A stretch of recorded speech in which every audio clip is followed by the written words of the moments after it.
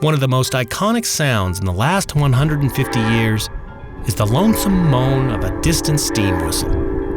The sound that brings back memories of a different time in our history, when iron horses ruled the rails and life was a little simpler. A time when railroads took pride in their trains and crews treated their locomotives like a member of the family.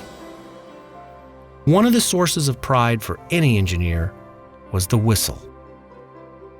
There were quite a few great-sounding whistles in the steam era from manufacturers like Nathan, Crosby, and Lunkenheimer, just to name a few.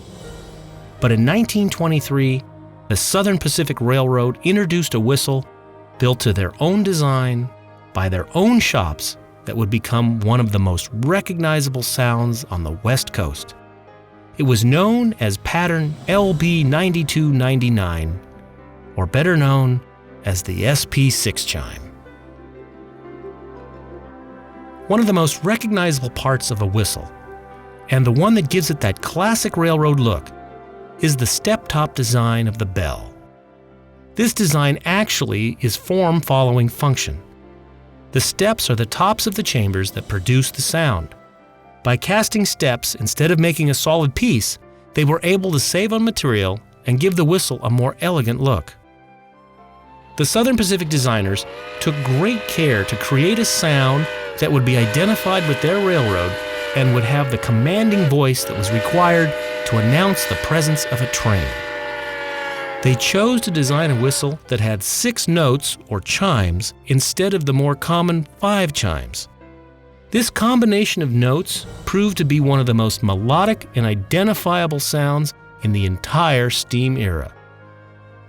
So the project was to build a replica Southern Pacific Six Chime whistle to be placed in excursion service on the Virginia and Truckee Railroad. Since they already had one of our whistles on the McCloud River 18, we could reuse the bowl and aperture plate from that whistle and only have to construct the step-top bell. The first step was to get the original drawings of the whistle, so it was off to the California State Railroad Museum in Sacramento, California, to visit their vast research library. They have a large collection of Southern Pacific drawings and materials available to anyone, and among them is the drawing for pattern LB9299. After getting a copy of the drawing, we returned to the shop and began working on the project. Since we were only going to make one whistle, we chose to fabricate all the parts from steel rather than casting them.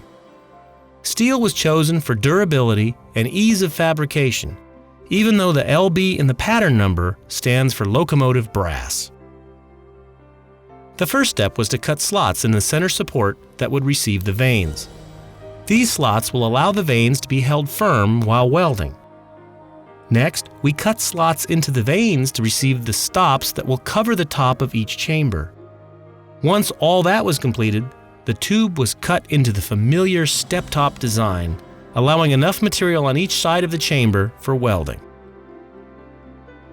After all the major machining was completed, the vanes were welded to the center support so the assembly could be turned in the lathe to the internal diameter of the tube. Once machined, the tube and the vanes were taken to my brother's shop in the Sierra foothills for final welding. Steve welded the inside of each vane and then the outside of all the steps. After all the welding was complete, all the welds were ground and sanded before heading to the sandblaster for final finishing. The whistle was painted, and then it was off to the Virginia and Truckee Railroad for testing.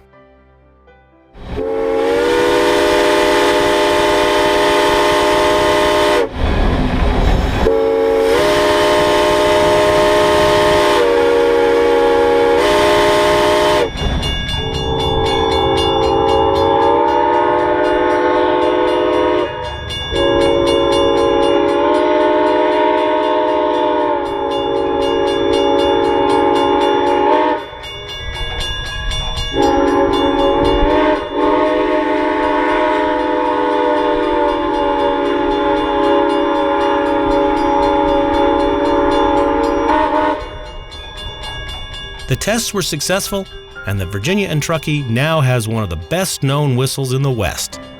the SP Six Chime. The Virginia and Truckee Railroad is recognized as one of the best excursion railroads operating in the country today.